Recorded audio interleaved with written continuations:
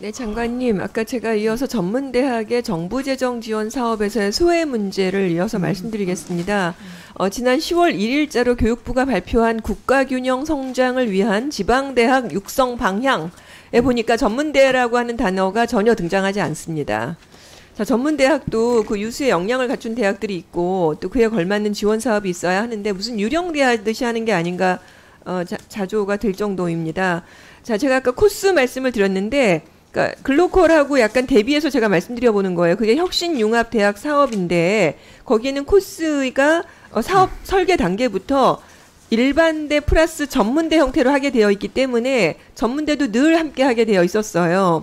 그러니까 전문대가 이렇게 기준과 원칙을 이렇게 명확하게 하면 처음부터 같이 그런 사업에도 참여하면서 불필요한 역량 낭비가 없을 수도 있겠죠. 자, 장관님, 네. 그 새 정부가에서 들어섰기 때문에 그 노력하는 전문대는 분명하게 발전할 수 있도록 정부 재정 지원 사업 어떤 따로 별도 트랙을 만들거나 기존 사업이 좀 보완될 수 있도록 해주십시오. 그리고 종합감사 때까지 개선 방안 마련해 주시기 바랍니다. 네, 그렇게 하도록 하겠습니다. 네, 약속해 주시죠? 네. 네, 됐습니다. 자, 두 번째의 제 주제는 학생 자살 문제입니다. 오늘 자살이 많이 다뤄지진 않아서 자살이 알고 계시겠지만 그 지난해에 초중고 학생이 221명이 자살했습니다. 여기 네. 이제 PPT 보시면 아시는데 2020년도에는 148명이었는데 이게 매년 꾸준히 증가된 수치입니다. 자, 제가 먼저 두 가지식으로 말씀드리고 제가 세 가지를 이렇게 쭉 풀어서 말씀드릴 건데 제가 교육부에서 한 거를 쭉 분석해 보니까 첫 번째 실태 파악 정확하지 않습니다. 자, 두 번째 조기 진단 체제 부실합니다. 세 번째 상담 인력 부족합니다. 지금 가슴 아프게 좀 생각해야 될 것 같은데요. 그런데 정부에서는 계속 기존 사업을 확대한다, 예산을 확충한다라고 하는 수준에 머물러 있습니다. 자, 첫 번째 실태 파악 왜 부족한지 제가 좀 왜 정확하지 않았는지 말씀해보고 싶은데요. 자, 교육부로부터 제가 저기 자살 주요 요인을 분류한 거를 현황을 보니까 24년 기준으로 가정 문제 여기 보면 있습니다. 정신과정 문제, 학급 진로 문제, 대인관계 문제 그렇습니다. 그런데 그 중에서 63명은 원인 조사 파악되지가 않아요. 근데 이렇게 자살을 선택할 수밖에 없었던 우리 아이들 그 숫자가 아니라 얼굴도 있고 그들에겐 이름도 있고 저마다의 사연이 있는 것이죠. 주요 요인을 파악할 때 어떻게 파악하느냐 보니까 담임교사가 작성하는 추정 항목에 근거하고 있었습니다. 예를 들면 자살 원인이 굉장히 복합적인데도 불구하고 담임교사가 혹은 교사가 알고 있는 범위 내에서 작성하다 보니까 실제와 다를 가능성도 있고 기준 또한 일관되지가 않습니다. 이렇게 주어보고식으로 조사되는 방식이었다는 걸 알게 되었습니다. 학생 자살의 실태 정확하게 파악할 수 있어야 하겠습니다.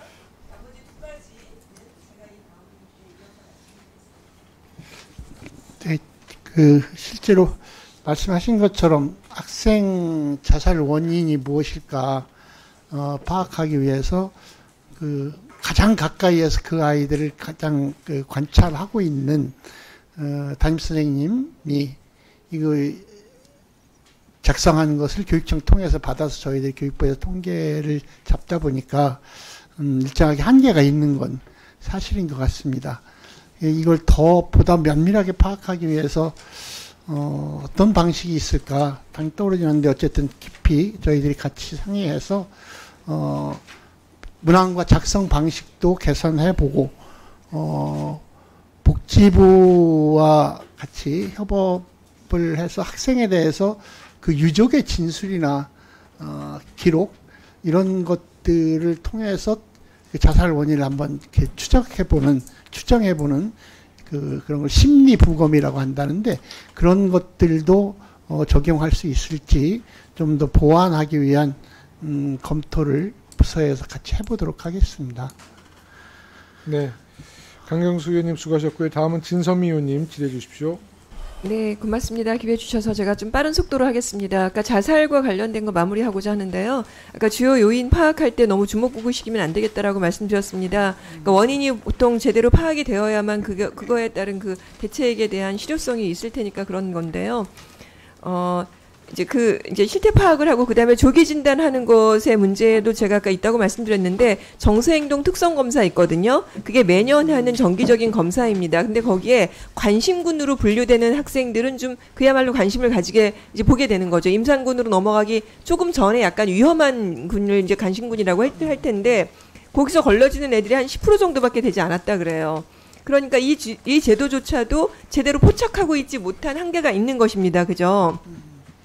그래서 이렇게 유일하게 정기검사인데도 불구하고 실효성이 떨어지고 정부가 말하는 조기 발견의 중심 대책에서도 이 부분이 만족하고 있지 못하게 되는 거예요. 근데 이제 세 번째, 아까 처음에 말씀드린 실태 파악 부정확하고 조기 진단 체계가 좀 부실하고 그다음에 세 번째 상담 인력을 말씀드리고 싶은 건데요.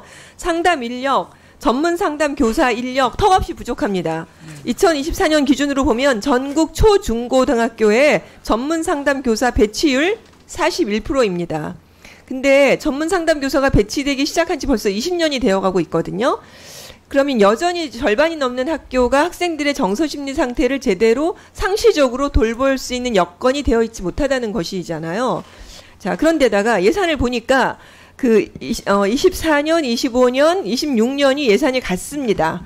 그러니까 무슨 예산이냐면 학생의 정서 건강 지원 강화 예산인데 이렇게 말하자면 그 통합적인 대응 체계가 전환이 돼야 됨에도 불구하고 예산도 그대로고 제대로 되어 있지 못하다는 걸 계속적으로 제가 이번에 이 주제로 공부를 하면서 알게 된 건데, 자, 그렇다면 우리 사회의 안전망 제대로 작동하고 있지 못한 것입니다. 자, 그래서 명백하게 경고 신호가 있다라고 볼 수밖에 없어요. 그러면 장관님 이제 마지막으로 답변해 주시기를 바랍니다. 이렇게 여러 가지 문제에 대해서 지적을 했는데 어떤 방향으로 대응 체계를 어떻게 개선할 수 있을 것인지 좀 말씀해 주시고 대응 방안 마련하셔서 의원실에다가 좀 제출해 주시기 바랍니다. 고맙습니다. 그 의원님이 지적하신 크게 세 가지 진단도 문제가 있고 실제로 실태조사하고 있는 것에서도 사실 그 자살 학생 수는 조금씩 늘어나고 있는데 실제 관심군 학생이 조사가 4.4% 정도씩 이렇게 주는 그런 상황, 그리고 이거에 대한 대응으로 전문 상담사가 부족한 세 가지 진단에 대해서 부끄럽지만 상당 부분 인정을 할 수밖에 없고요. 이를 위해서 어쨌든 아이들의 자살을 유발하는 사회적 문제에 어떤 것들이 있을까 같이 고민하고 찾아보고 그 문제를 해결하기 위해서 외부의 여러 기관들 그리고 정부 부처 중에서도 그 여가부라든가 복지부 고용부 등과 긴밀하게 협조하면서 나가야 될 일인 것 같습니다. 물론 교육부가 해야 할 일, 아까 의원님께서 지적하신 것 가운데서 진단부터 그다음에 상담, 그러니까 예산도 더 확보하고 상담교사 확보하는 일은 전제로 하되 이것만 가지고는 되지 않을 것이라는 말씀을 추가로 드리는 겁니다. 거기에 나아가서 사회정서 교육의 활성화라든가 그 선별 검사 관련해서도 좀 개선도 해야 될 것이고 이런 종합적인 지원을 교육부 차원에서 고민하고 마련하고 시행하도록 하겠습니다. 네.